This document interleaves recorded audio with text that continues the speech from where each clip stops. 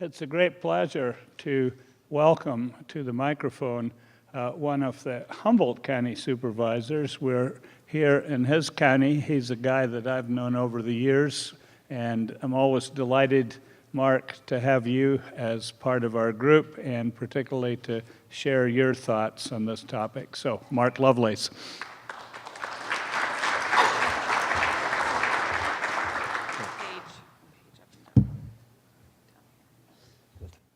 Okay, so I've got a 45-minute PowerPoint I'm going to try to put into 5 minutes here. In thinking about this coalition, I was reminded of talking once before on working with diverse coalitions and the difficulties and struggles of that. And the analogy that I used then in talking about it was thinking like a watershed. Because the NCRP, we are a diverse coalition. I mean, what do Modoc and Sonoma County have in common, other than the fact that water that falls there happens to drain to the north coast of California? Water runs downhill. That's something that we all share, and it's a good model to use when we consider how to work together. There we go. Okay. So, we've got these watersheds, and we may not share the same watershed, and when we do share the same watershed, we may have significant differences from the top of the watershed to the bottom of the watershed. So even while we share an interest in the watershed, it may be a different interest, and we need to respect that, and we need to be able to work with that.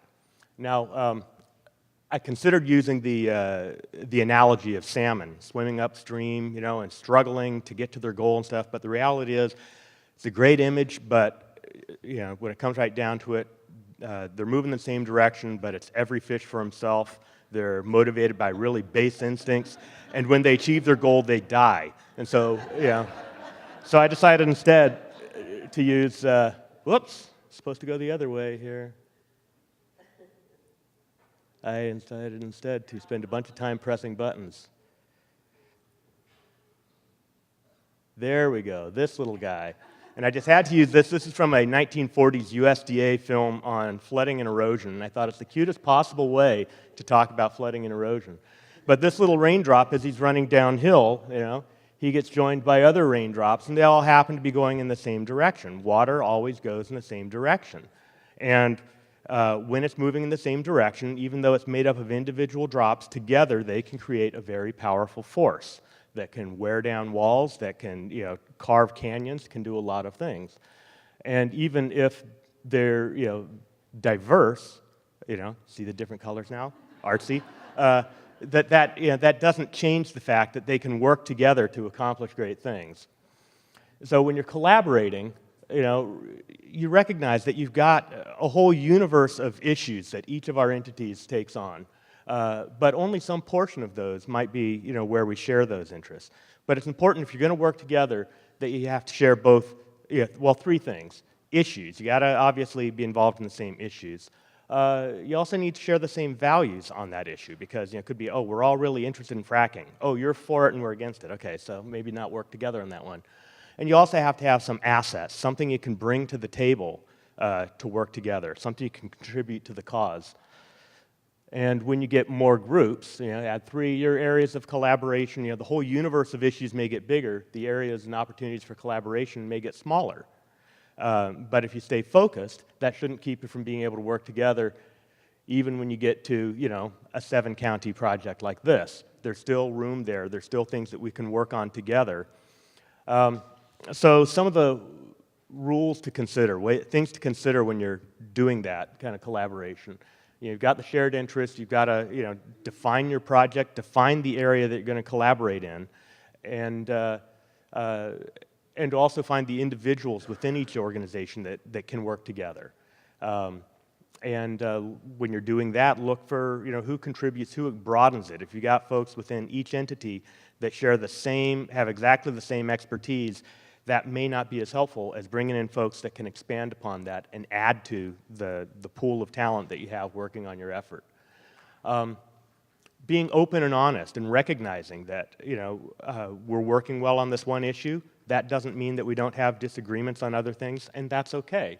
You know, as I am fond of telling folks, you know, my wife and I, we don't agree on everything, and we've been getting along pretty good for 21 years here. So, you know, it's not necessary that you agree on every issue to be able to be good, productive partners. And that means, you know, maintaining your autonomy and respecting your partner's autonomy on other issues. And, you know, again, keeping your focus on the defined project. Don't try to draw your partners into something that's uncharacteristic. Don't try to make them swim uphill, you know, upstream like that salmon. You want to keep everyone moving in the logical direction where you're all on board with the same goal. That looks like pretty much the same thing the previous slide said, doesn't it? So, oh well. So I'll pass that one. It's also important to have a clear decision-making process when you're working with diverse partners, because you're more likely to run into areas of disagreement. And I think that when you get to those kinds of subjects, that adds to the importance of working with consensus. Yeah, the more diverse your group is, the more important it's going to be to not just figure out what does the majority support here, but what's something that we can all support. Because the more tenuous your relationship, the more likely someone is to jump if they don't feel like they're being respected and not being a part of the overall solution that you're working towards here. So, dealing with success, that's always an interesting issue, because, you know, when you have a successful partnership with an unlikely ally, the tendency can be, hey, let's try to work on something that's a little tougher, where we may not agree. And, you know, that can be a good thing, but it also can be a dangerous thing. What you want to do is you want to use this as building your relationship capital. We talked yesterday about natural capital. Relationship capital is just as important. You know, you build your relationships by working together on areas of agreement when times are good. And the relationships that you build are going to serve you well when you have to work through difficulties and disagreements when times are bad.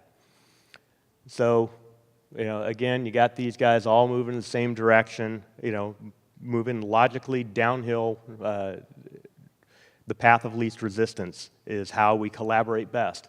And working together, they can turn into this powerful torrent that can really get a lot of work done. Let's not think of it as flooding and erosion. Let's think of it as, you know, the ability to move mountains. Thank you.